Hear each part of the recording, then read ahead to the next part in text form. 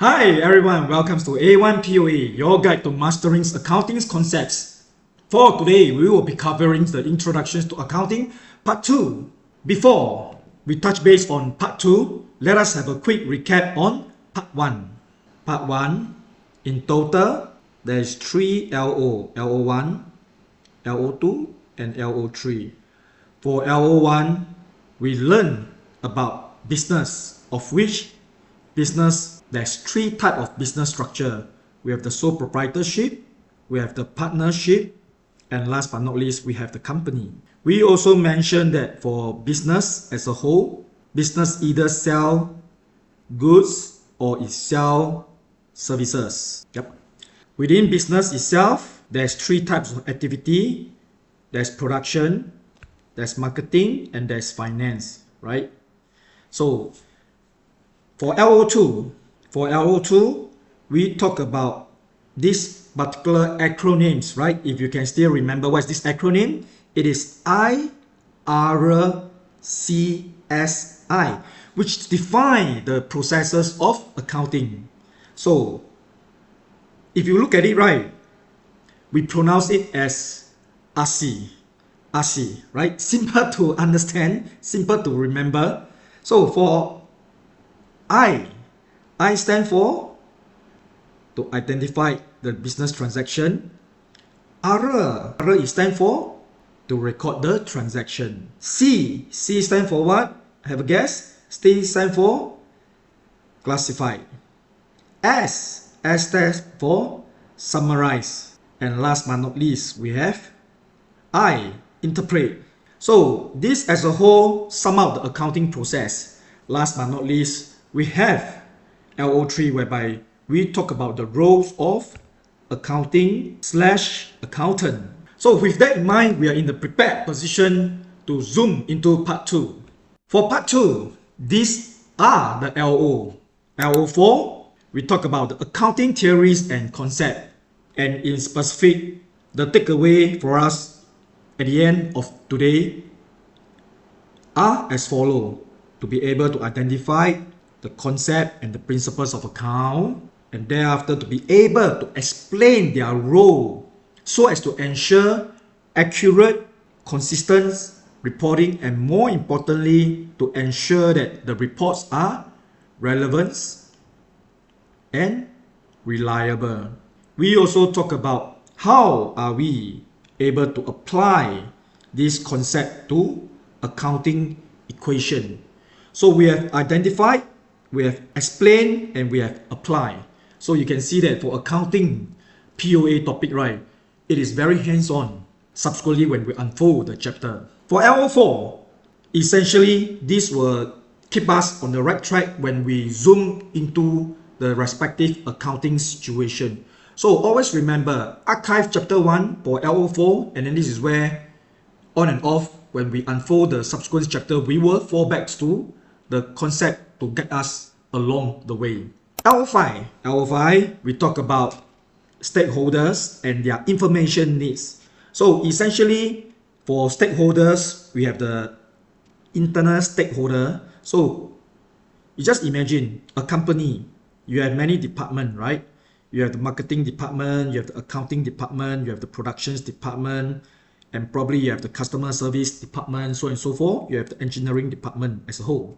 All these stakeholders within the companies, they are considered to be internal stakeholder.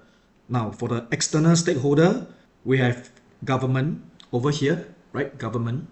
We have your customer, and we also have your supplier, so on and so forth, right? And probably we have a potential investor, right? Potential investor here. So we have other external stakeholder as well who have the vested interest wanting to know your company financial health. Next, explain how which of them, internal, external stakeholder, use the accounting information for decision making, for their informed decision making. Next, we have LO6, ethical requirements for accountants. Remember, for LO3, we talk about the roles of accountants. One of the primary roles of accountants is they must definitely have the ethical standard as a profession. So for LO6, basically we expand and elaborate further into the ethical requirements for this profession. So once again, we have all these actionable terms. Understand the importance of ethics in accounting to truly understand and therefore to be able to identify all these fundamental ethical principles. And last but not least, to be able to recognize the impact of the unethical behavior in accounting practice, which is pretty much quite devastating if we look at some of the case study subsequently. With that, let us now look at this slide, accounting theories and concept. So let us spend a little bit of time looking at this slide. In this particular table, on the left hand side, we have concept. So concept basically tell us, and essentially it helps us to list down all the concepts available. And then to have a better appreciation of all these concepts, the description over here help us to better appreciate and together with an example to illustrate. So first thing first, business entity concept. Here it says that business is treated as separate from the owner. So over here we have this keyword, separate from the owner. Owner's personal expenses are not recorded in business book. So this is definitely the case, right? Regardless of whether the business is in the form of a sole proprietorship, partnership, or company. The thing is that if you incur your own personal expenses, let's say for example, your mere expenses, your individual mere expenses, or mere with a family outing, right?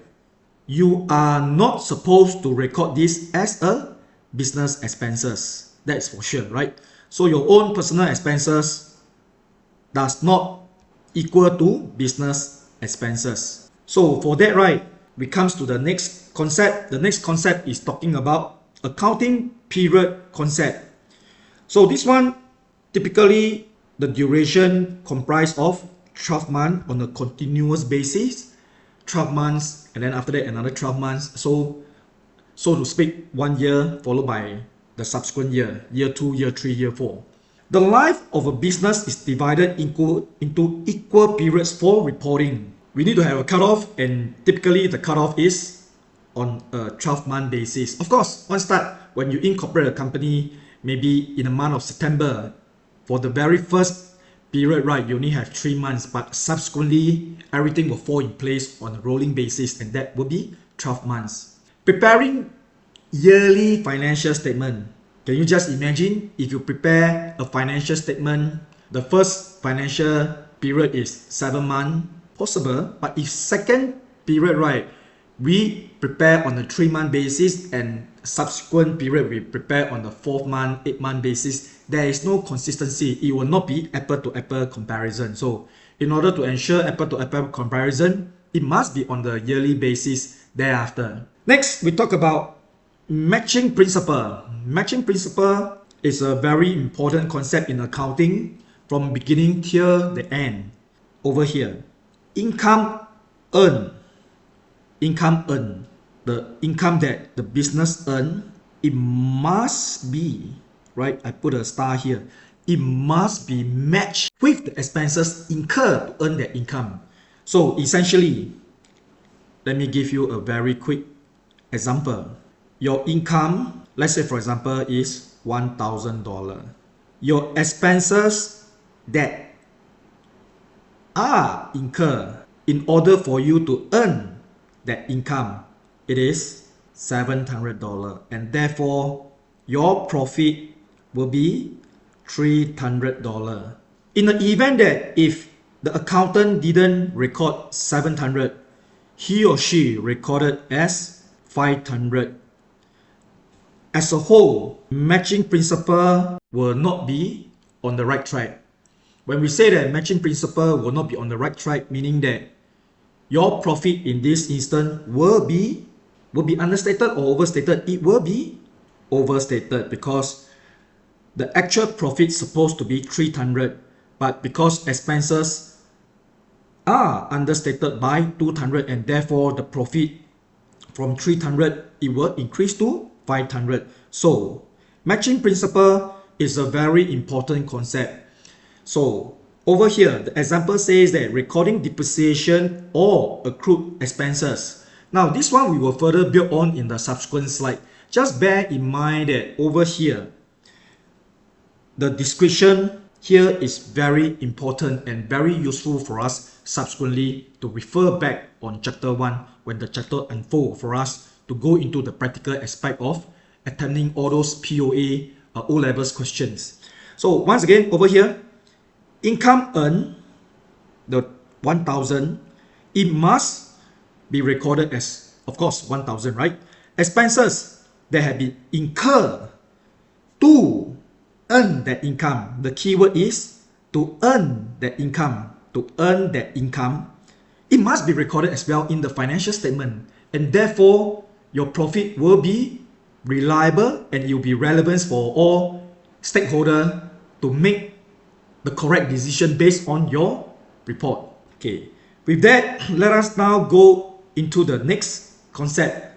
The next concept is talking about accrual concept. So what exactly is accrual concept? Let us now take a look at the description, right? The description says that income and expenses are recorded when earned or incurred, not when cash is received or paid. That is definitely the case. In Singapore, all companies generally by and large are required to adopt accrual concept when they do the financial report.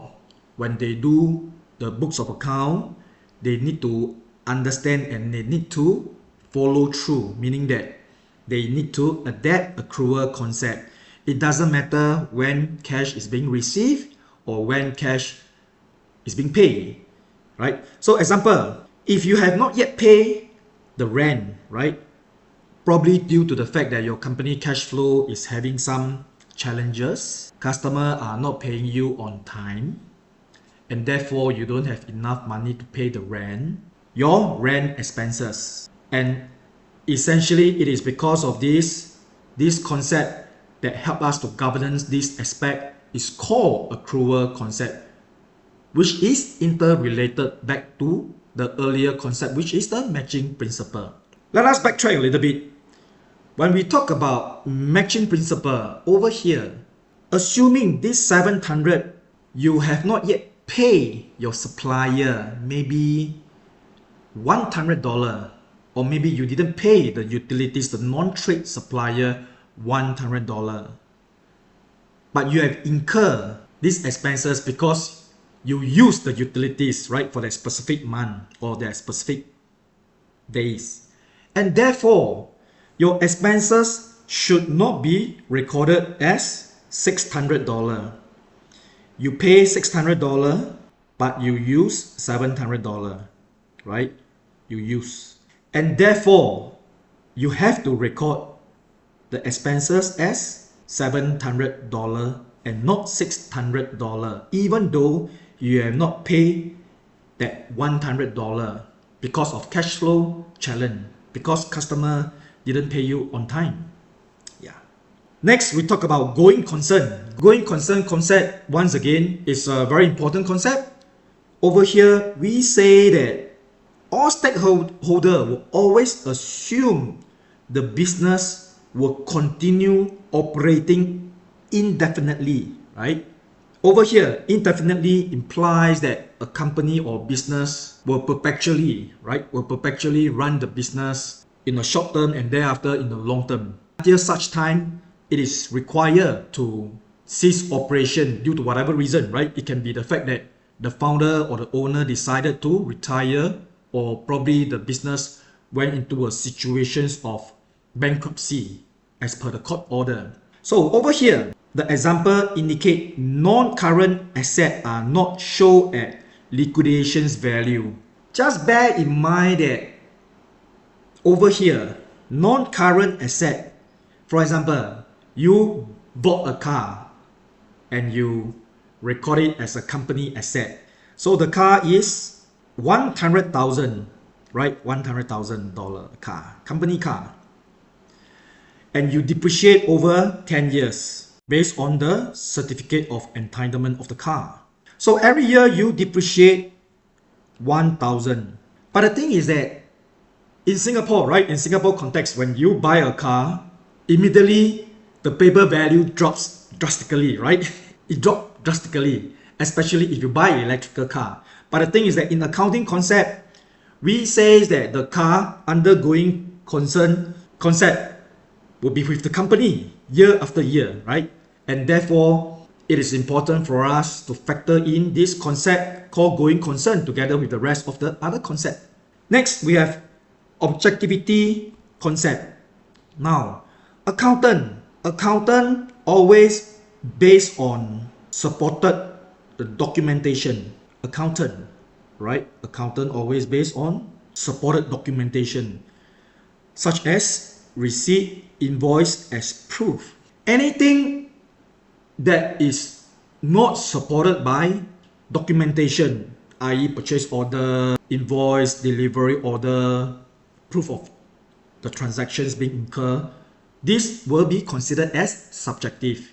So again is that in the books of account, all the values, all the figures that you see are supported by documentation, and therefore all the values, all the figures, they are values that support the objectivity concept. Next we talk about consistent concept, right? Consistent concept implies that, let's say for example, you use depreciation method, the same depreciation method which year. Now, not to worry, right? Let me just give you an example, right? You might not know in specific how it works, but just take note that we have, let's say, FIFO, right? We have FIFO method for the costing, and we have moving average method as well. So the thing is that the company cannot, like, first year, second year use FIFO and then subsequently change to the weighted average. So this will distort the financial report because in terms of consistency, there is no comparable values over the years to compare because the company changed from FIFO to weighted average without any valid justification. Yeah. So therefore, in this context over here, just take note that consistency concept is important in the event that if there's really a need to change the accounting method, right? Be it whether it's FIFO, weighted average, or depreciation method such as your straight line method versus reduction method, there must be a very clear justification and the reason behind it. The company, once again, or the business cannot like, oh, this year I use FIFO, this year I use straight line method, then the following year I don't like the existing method, I change to weighted average, I change to reductions method, so on and so forth. So don't worry about all these terms, right? We will touch base when we unfold the subsequent chapter. So just bear in mind, consistency is important. And with that in mind, let us now take a look at the next concept. The next concept is called prudence concept. So prudence concept, what exactly does it mean? So prudence concept imply over here, do not overstate asset or income. If you overstate asset or income unintentionally, probably that is due to some error, right? Sooner or later you'll probably discover. But if you intentionally overstate asset or income, not just that you violate the concept of prudence, right? You violate the prudence concept, you also, as an accountant or the business owner, violate against ethical principle, right? So once again, back to here, description, do not overstate asset or income. Recognize losses when probable. The word itself, probable, imply that the chances of it happening is high. That is the meaning of probable. So over here, within a nutshell, accountants are always adopting the concept of prudence, right? We don't overstate, and of course we don't understate as well, right? That's the important thing. We don't overstate asset or income. We also don't understate. Yep. We base on the supporting documents in order to be objective, to substantiate all the values reflected in the financial report.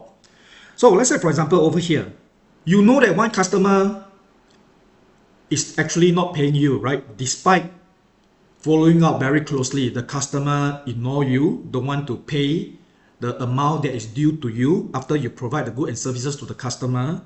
You can actually provide or create this thing called the provision for doubtful debt. This provision for doubtful debt will enable your income to be accurately, reliably reflecting the correct amount that the company deemed fit, because if not, there will be a situation of overstating your income because your customer are not paying. Because if he or she is not paying, your doubtful debt is highly likely that subsequently it will become a bad debt, from doubtful debt to bad debt. Yeah. So again, rest assured that your focus now is to have a feel, right, in terms of you don't know what you don't know to a stage of you know what you don't know. And these are the concepts. After going through a few rounds and eventually when we practice the MCQ, you will get a good grip of all these concepts. And as I mentioned, when we go into the subsequent chapters, we will apply all these concepts. So remember, chapter 1 is very important for you to thereafter cross-reference back to all these concepts to make sure that we have a better appreciation when we apply, especially in the POA papers, right? 2026. When you look at all these scenario-based questions, all these concepts will comes into the picture, right? It will comes in very handy. Next, we talk about materiality concept. Only information that is significant enough to affect decision should be recorded, right? Should be recorded. Now, let me give you a good example. Small stationery items might be treated as expenses, right? Now, we are very sure, right? We are very sure that we don't treat stationery as asset. You are not going to trace the whereabouts of the stationery, right? You use it, you expense it off, that's it, because the value are small. Now, in terms of what is the definition of small and big values, right? It boils down to the company policy. Some company, they will define anything that is more than 1,000 per item to be material enough. Some company will define as like 500, and of course other conditions come into the picture. Stationery items, the lifespan is probably a few months, right? You will use, finish, you expense it off, you will throw away, right? So the economics life of all these stationery items are of a much more shorter lifespan as compared to if you were to buy an office equipment, right? Let's say a small photocopier machine as compared to stationery item. Yep. With that in mind, we have come to the end of the accounting concept. If you browse through, there's quite a fair bit of concept for us to have a good appreciation. We have accrual concept, we have going concern concept, objectivity concept, consistency concept, prudence concept, and last but not least, materiality concept. So remember to archive these two particular slides, very important. Next, it comes to stakeholders and their needs. Over time, we talk about stakeholder, right? Especially in LO3 of part 1. Now we are going to dive in further to have a better appreciation in terms of the first column of the table. Who exactly are we referring to? Who are the groups of stakeholder? Column 2, right? Column 2, we talk about who they are. Column 3, the information they need, right? Certain stakeholder, they wouldn't be interested in certain information. So very interesting. This one later we will dive in and why they need it, right? So once again, you can see who they are, the information needed, and why they need it, right? So let us now look at the first one, the first line items, owners, shareholders. Owners typically, this one is used to describe the sole proprietor. Shareholder, this one is typically used to describe a company. And of course, for partnership, we call them partners, right? We call them partners. So we have a sole proprietorship owners, we have a partnership, we call them partners. And of course, for company, we call this shareholder, right? So who they are? Individual who invested capital in the business, right? If they do well, their equity, their owner's equity will increase. Just take note that their net worth will increase, right? If they don't do well, the money that they invest into the business will be depleted until zero, right? So no one want that to happen. Whoever do business want to make sure that the business prosper. Information needed. For them to make sure that their business prosper, they want to make sure that the company, the business makes sustainable profit. So therefore, they want to look at the financial report. They want to look at the financial position of the company to decide whether they want to draw out the amount of money that they put it in, right? Because over time, on the assumption that their company are profitable, their net worth will continue to increase, and therefore they will want to draw out. For drawing, this term is usually meant for the sole proprietorship, right? For dividends, this is usually meant for company. Why they need it? To know if the business is making a profit and whether their investment is sound and worthwhile, right? Sometimes some of these owners, shareholder, they find that their potential can only reach to this level. They will want other potential investor to come in to continue to grow together on that specific business. And then this is where they can actually use this financial report to present to the potential investor. Next, we have a manager. Manager are those people who run the day-to-day operation of the business. So typically for manager, right, it is unlikely that they are the owner. Owner usually will hire the profession to be manager to run the business. So over here, they are interested on what? They are interested on the financial performance in specific for their own department, so that as department manager, as HOD, they will be able to value add by coming up with a reliable budget for the next year. And when they start to measure their actual performance against the budget, whether underperform or overperform, this is where they can take the necessary corrective action so that they will be able to perform towards the budget target.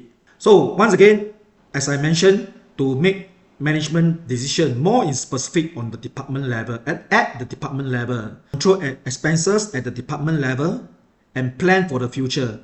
This one we mentioned earlier on when we talk about planning for the future.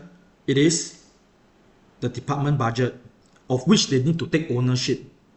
So when come to the next year, expenses or their department sales will be measured, right? It will be measured.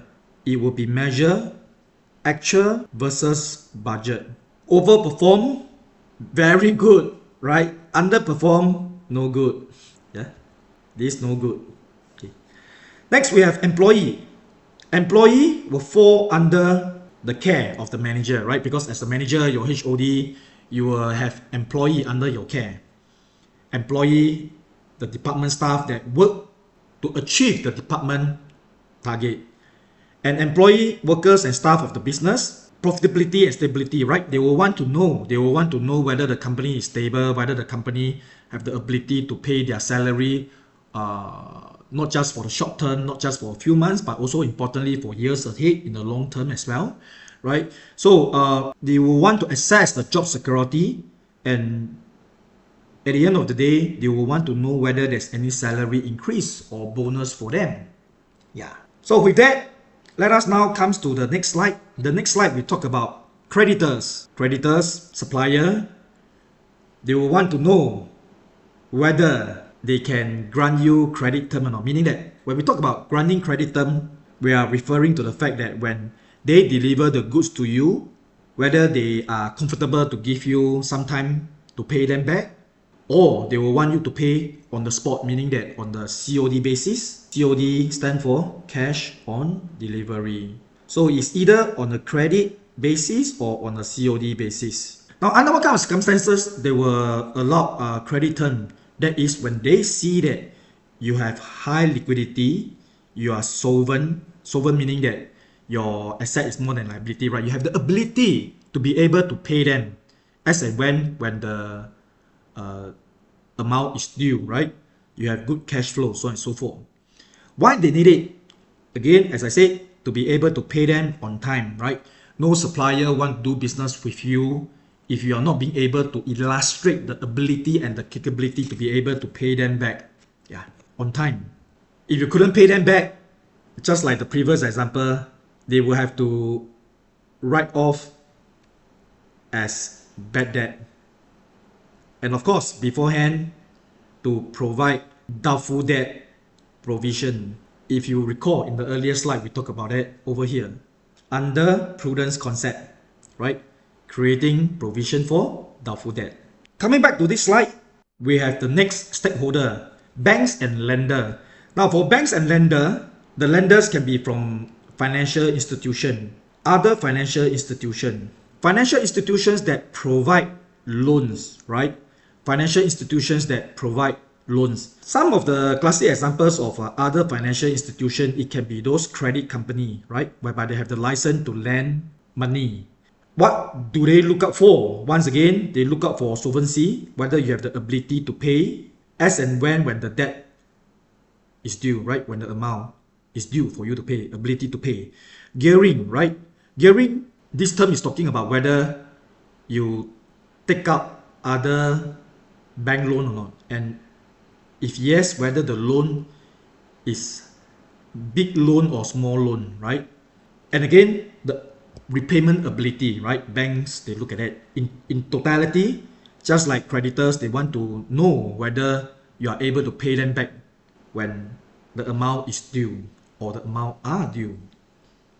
So over here, why they need it? To decide whether to approve loan or extend credit facility. Yep. You will come across situations whereby they approve the loan, but with a smaller loan amount, right? If they see that you have the ability to pay, but in terms of your company performance, they are not confident to grant you a bigger loan amount. Next, customer. Customer, again, very important external stakeholder of a company or your business. These are the people or business that buy the firm's product or services. They want to ensure that your company is stable and there's ongoing continuity, right? Because if they are happy with your product, just imagine if they buy last month, and imagine if this month you close down, they will have a hard time trying to find another supplier that offer the same comparable product and services like yours, right? So they don't want to take this risk, and therefore they want to make sure that you're always able to provide them on time as and when they need, in terms of the volume, in terms of the lead time. Over here, to ensure the business can continue supplying goods and services reliably. Now it comes to the remaining three stakeholders over here. Government, we have IRAS, ACRA. Now as a future accountant, right? As a future accountant or future business owner, it is important for you to take note that these two entities are very important government authority. For IRAS, they make sure that the company or the business pay tax on the assumption that you are profitable. IRAS make sure you file your annual return. You file annual return on time, right? On time. Both on time. When we say you file your annual return, we are talking about you filing your financial report to the authority, ACRA. So two very important agency, two very important authority for you to bear in mind. Who they are? Once again, public agency that regulate or tax businesses. Information needed: profit figures, compliance with regulations, tax obligations, and tax obligations. For tax assessment and national statistic. For tax assessment, for nation building, and national statistic. Potential investor. This one I briefly talked about it earlier on in one of the slide. So individual or entity considering investing in the business. Remember, if you recall earlier, I said that the existing owner or shareholder, they can only bring the business to this level, right? To this level, and therefore they will want to bring in new investor to inject new capital into the business. Hopefully, the business can go to the next level, right? And when that happens, everyone in the company are happy, right? They get better bonus, they get higher bonus payout, so on and so forth. And more importantly is that the employee, the managers, they can continue to work for the company. So over here, to evaluate whether to invest or not, right? So financial report prepared by the accountants are very important. Next, community, i.e. the public. So typically, these are the people when they assess information of your company. First and foremost, the public listed company where you have more than 50 shareholders, right? Typically, the publics, their concern is more gearing towards the public listed company in terms of whether all these public listed company, whether in terms of corporate social responsibility, are being exhibited or not. Whether is there air pollution, water pollution, whatever pollution as a result of their undertaking of their business activity. In specific, public listed company are usually the company that will be getting more attention from the community as a whole. To see how business affect society and the environment. Next, we talk about fundamental ethical requirement. Fundamental ethical requirements of accountant. This is the last LO. So let us now dive into the ethical principle. All in all, we are looking at five ethical principles. The first one, integrity. Integrity, right? Integrity over here, accountant. As far as integrity is concerned, they must be honest and straightforward in all professional and business relationship. To be very professional, this is a very important concept. Not just accountant, other profession like the engineers have to be professional in the way they behave in business setting, in the business environment. Example of application: not falsifying sales figure, whether you inflate or you understate. In this instance, not to falsify sales figures to show higher profit, right? Because if they are being told to show a higher profit due to whatever wrong reason, they must be professional to say, no, we are not going to do that, or I am not going to do that because of ethical standard that are expected of me as an accountant. Next, objectivity. This one, as I mentioned earlier on, accountant must not follow bias, conflicts of interest, or undue influence to override professional judgment. So let's say, for example, your company is trying to sell, right? Your company is trying to sell an asset, and one of your close friends that you eventually get to know is a potential purchasers, and the purchasers who's a close friend of yours get to realize that you were in the company and ask you about some confidential info, so that the purchasers hopefully will be able to buy the asset at a cheaper price. So this is a clear-cut conflicts of interest, right? Not favoring one department's result because of personal ties. This is yet another example. Professional competency and due care, right? Due care, the keyword here, due care. Accountants must maintain professional knowledge and skill, and therefore, as accountant, over the years, we are always required to go for continuous educations to keep up our professional knowledge up to date, so that we will be able to exhibit the professional competence, so that we will be able to always prepare the financial report that align with the latest financial reporting standard. Yep. Update knowledge when accounting standard change. Next, confidentiality. Once again, very applicable to the earlier example that I mentioned, whereby your company trying to sell an asset, the purchasers happens to be your close friend. Your close friend get to know that you work in the company and asking you for some information that will help him or her to be able to buy the asset at a cheaper price. So again, as an accountant, it is very important for you not to disclose information acquired in the course of their work unless there's proper authorizations given by the management. This example says that not sharing clients' financial data with competitor or friends, right?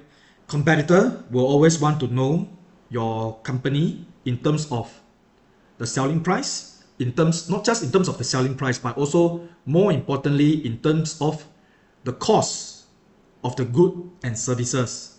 Because if they get to know that through an authorized way, through ways that are not professional, they will be able to manipulate in their favor, and they will probably be able to win your company in an unfair manner. So because of this kind of uneven playing field, due to the fact that the accountants are not professional enough, leak out all this confidential info, the uneven playing field will create a negative ecosystem as a whole. Professional behavior. Accountants must comply with laws and regulations and avoid actions that discredit the profession. Refusing to participate in fraudulent reporting or bribery. In Singapore, we have this body called ISCA. ISCA stands for Institute of Singapore Chartered Accountant.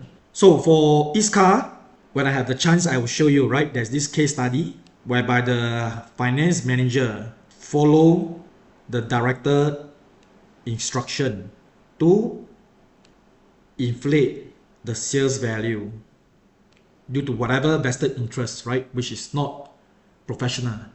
So again, is that all in all these ethical principles in terms of professional behavior, in terms of confidentiality, professional competency, due care, objectivity, integrity, all these ethical principles, all in all 5 principles, help the accountants not just applying the concept of accounting, but more importantly, at a higher level, to stand on moral high ground so that he or she will continue to be a valuable business partner for the company and for the society as a whole. With that, we have come to the end of the 3 LO. Now, it is time for us to test your knowledge. In total, there are 10 MCQ. In total, there is 10 MCQ. Let us now dive in and look at the first one.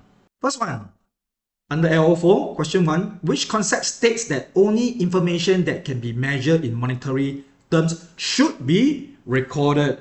This is a giveaway question. So the keyword here is monetary terms. For us to choose these 4, right, let us look at any similar key term, right? So one glance, very straightforward, you can look at this option C. Monetary term, kind of like similar to this term called money, right? But nevertheless, let us scrutinize every line items to make sure that C is probably the answer. So once again, the question is asking which concept states that only information that can be measured in monetary terms should be recorded. Is it the accrual concept? No. Accrual concept, once again, accrual concept talk about the fact that if you didn't pay these expenses, but these expenses have been incurred for that particular period because you have already utilized the services or the goods, and therefore you still need to record that amount that have not been paid because you have used it, you have used the services and the goods. So accrual concept have nothing to do with measuring information in monetary term. That should be recorded.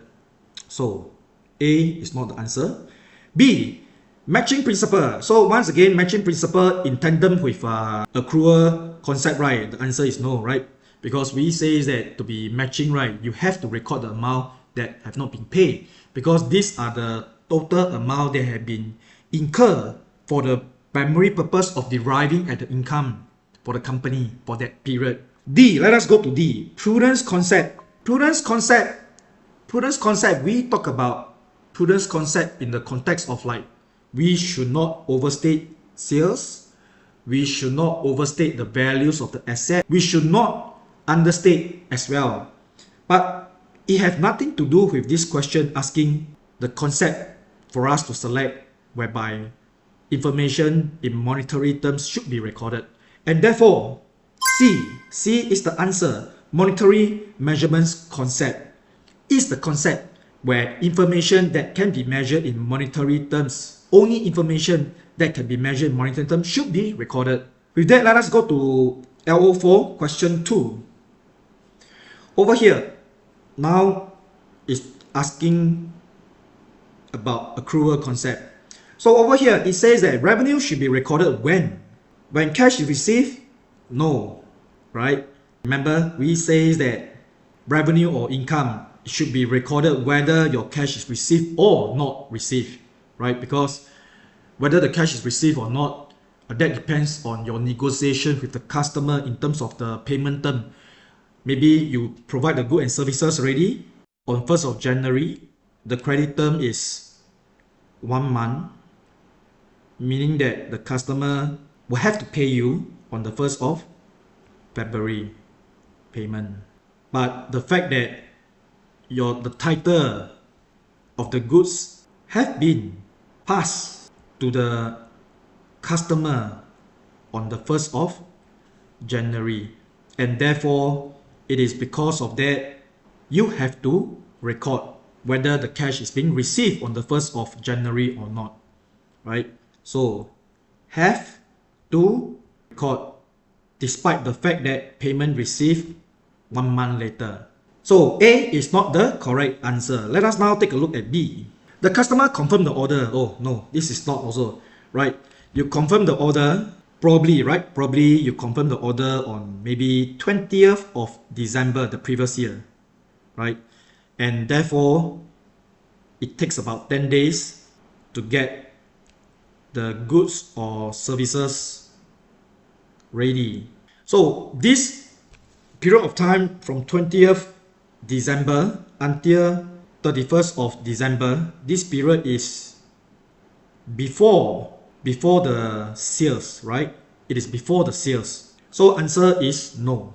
C, an invoice is prepared, is definitely a no, because the thing is that company or business, when they prepare invoice, they can prepare invoice on 31st of January, they can prepare invoice on the 1st of February, or sometime due to whatever reason, right, delay 1 day, maybe the accounting department, they are not available or free on the 1st of February, and therefore they prepare and they issue the invoice on the 2nd of February. It's possible. So C is not the answer. So D, goods or services are provided.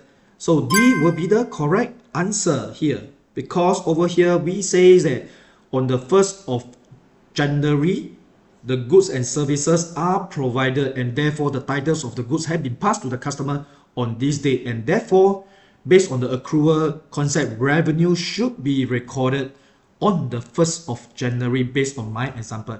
So answer is D. Next, let us go to the next one. Still under LO4, question number 3. Question number 3.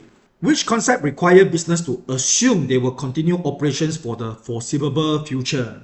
So let's say over here, the company adopt this accounting method called straight line depreciation, right? Straight line depreciation for year 1, year 2, year 3. Good, very good, right? So consistency principle, all good. But the thing is, it didn't answer to this question. Because this question once again is, which of the concept assume that the business will continue in the long run in terms of business operation? B seems to be the correct one, but let us confirm with C and D to make sure that C and D, they are not the correct one. So C, accrual. Accrual, we say that your income and your expenses must be matched for that particular period, or for the reporting period. So in this instance over here, it didn't answer to the question of the assumption that they will continue operation for the long term, right? So therefore, accrual is not the answer. D, the entity concept, whereby we say that under entity concept, business expenses should not be lumped together with personal expenses, right? So put it in another way, your personal expenses that have been incurred for the family, it should not be recorded as a business expenses, which will then in a way reduce your profit. And when profit is being reduced, government IRAS will tax lesser. So therefore, that is wrong.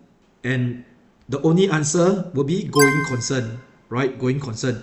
Based on the illustration that I shared with the class earlier on the car, depreciate over 10 years. Even though the car values, once you bought it, especially electrical car, drops substantially, right? The very moment you purchase the car, the paper values will drop.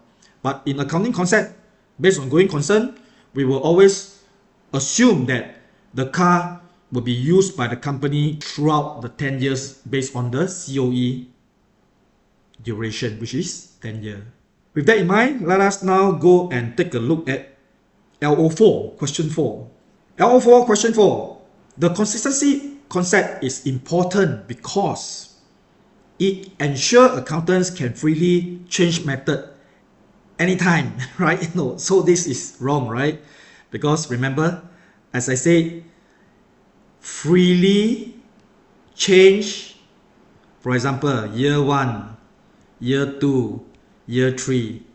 Let's say for depreciation method, right? Depreciation method, year 1, straight line, year 2, reducing method, year 3, go back to straight line again.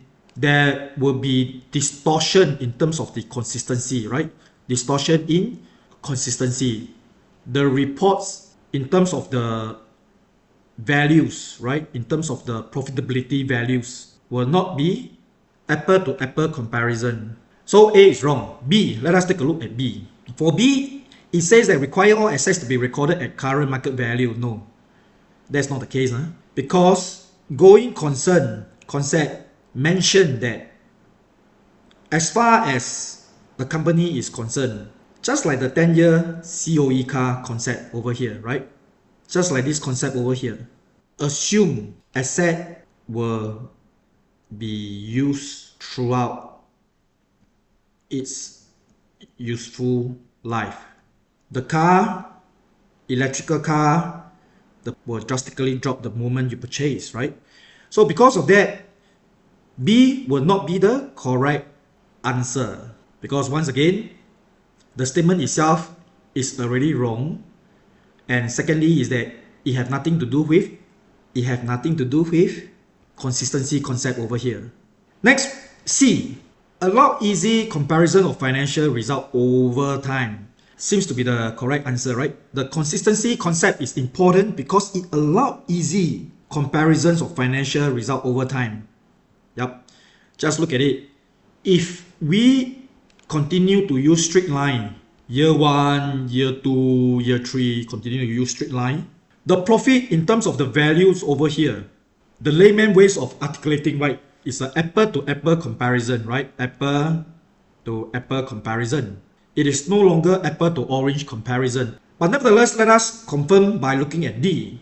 Prevents the preparation of financial statement annually. So again is that this is wrong, right? Straightforward, you know that financial statements by the requirement of the authority, you need to prepare financial statement annually so that the tax authority, IRAS, will be able to tax you in the event that if your business is profitable.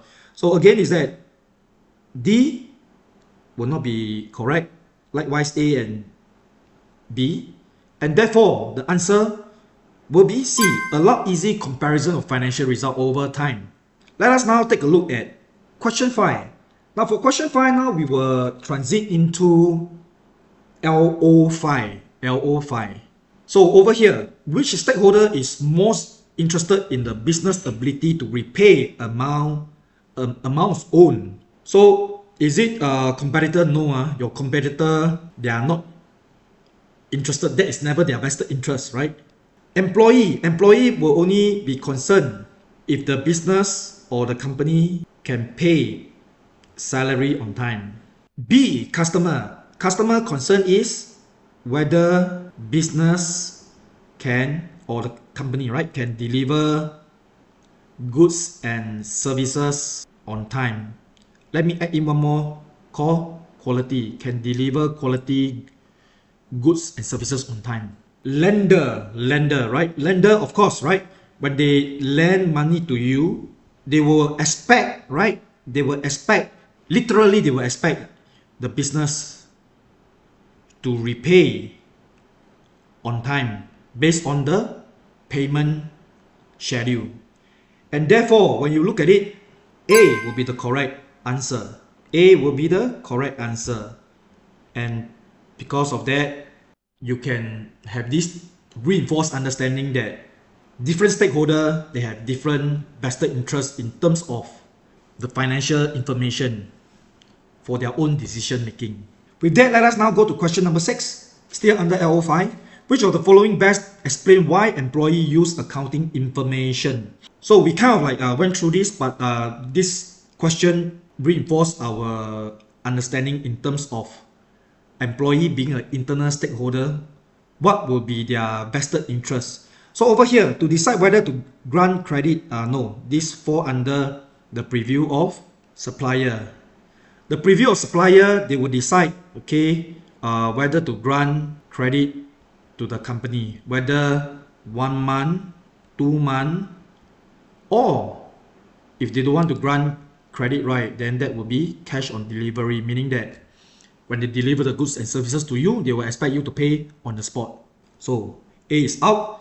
B, let us now look at B. To assess job security and potential wage increase, right? I'm sure most of the employee, this is something that is always one of their key consideration. But let us confirm with C and D. C, to prepare their own tax return. No. To prepare their own tax return, this is no.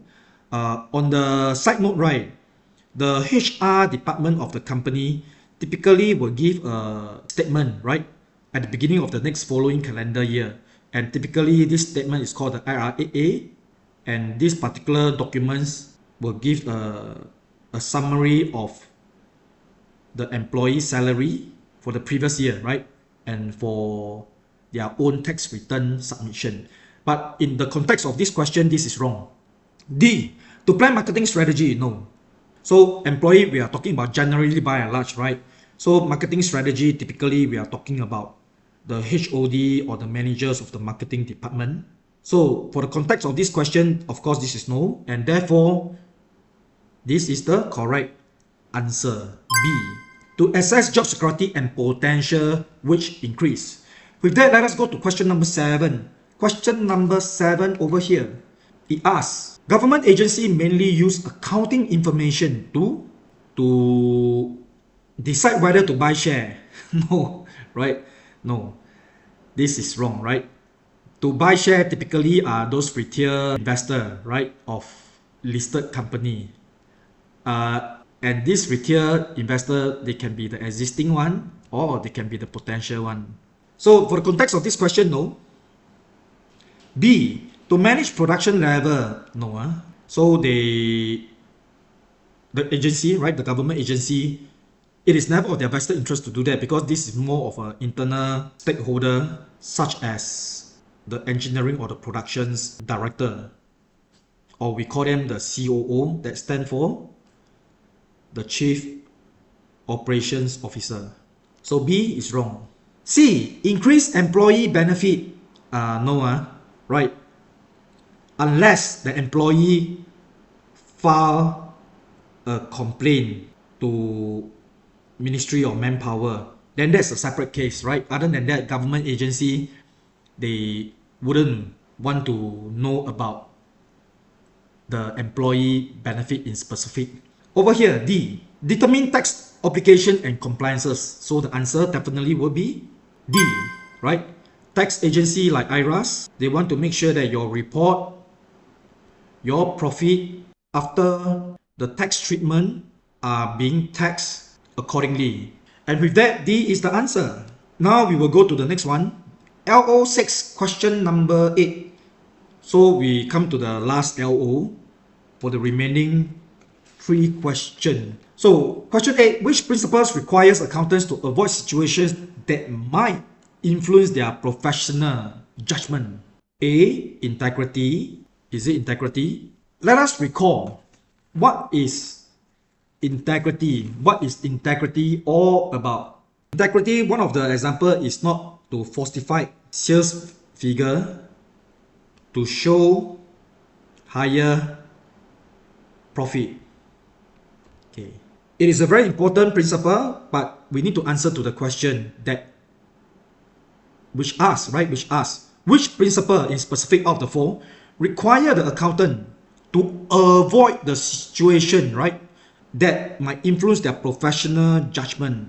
So let us look at B, objectivity. We say that under objectivity, in this particular instance, the example not favoring one department's result because of personal ties. Yep. So over here, if the accountant is not objective enough, right, there would be a risk of him favoring a department result because of personal tie. Maybe friends, right? The close friends happens to be the purchaser or the potential buyer who want to buy the company asset and wanting to get some information from you, right? So B seems to be the correct answer, but let us now look at C. So for C is about confidentiality, right? Confidentiality, meaning that you don't review sensitive info. So in this instance, of course, he should not, based on this current example, right, he should not review sensitive information to the close friend, right? Should not review sensitive information. But is that the principle that requires the accountant to avoid situations that might influence their professional judgment? The answer is no, because it is of a different context as far as principles are concerned. So C, just like A, they are not the correct answer. Last but not least, let us look at D. D, while it is important, it is not relevant in this context because D is talking about the accountant having the right skill set to be able to prepare the report that reflects the reliable and relevant position of the business. So D is also not the correct answer, and therefore B, objectivity. Objectivity is the answer. Objectivity is the principle that requires accountant to avoid situations that might influence their professional judgment. So in this instance over here, right, if he get to know that the potential buyer of this particular asset that the company is trying to sell is a close friend of his or her, and if he's being asked by the management, whereby the management don't know that they are close friend, if the management asks the accountant to be involved in this particular potential sales and purchase agreement, right, then he need to declare, right? When he declare, the management definitely will understand, right? And the management will understand if his intent, right, being honest, the management will get another accountant who have no relationship or any friendship that connects to the potential buyer to be involved in this particular sales and purchase agreement. So answer is B. Let us now take a look at question number 9. Question number 9. A cashier intentionally understate the daily sales, right? So the sales is, in this instance, understate. So as to keep some cash, right? The cashier probably want to pocket the cash, right? So this is an example of what? This is an example of human error? No, because it is a deliberate act. Ethical behavior? No, it is not ethical, right? It is not ethical. Let us skip C because C seems to be the correct one. Huh? D, proper internal control? No, the internal control for sure is weak, and it is because it is weak, it allowed the cashier to understate the daily sales, right? So to overcome the internal control, of course, it is important to have segregations of duty, right? To have two persons, the cashier and probably the supervisor, to double check the cashier work. So therefore, C is the correct answer. Last but not least, we comes to the last question. What is confidentiality important for accountant? So over here, A, it prevents accountants from sharing any information at all. B, it ensures only senior managers receive financial report. So again is that, let us come to A. The keyword here is at all, right? Meaning that the accountant don't share information to anyone, right? Even authorized personnel, the accountant also cannot share. Everything keep it to him or herself. So again is that this is wrong, right? This is not realistic at all, right? If that is the case, then accountant will have a problem finding jobs. B, it ensures only senior managers receive financial report. No, right? No. It ensures only senior manager. No, because as I said, as we mentioned, right? Financial report is assessed by the external and the internal stakeholder, not just the senior manager. C, it provides sensitive information from unauthorized disclosure. Seems to be the answer. Let us reiterate this. Confidentiality is important for accountant because this concept helps or it protects sensitive information from unauthorized disclosure, right?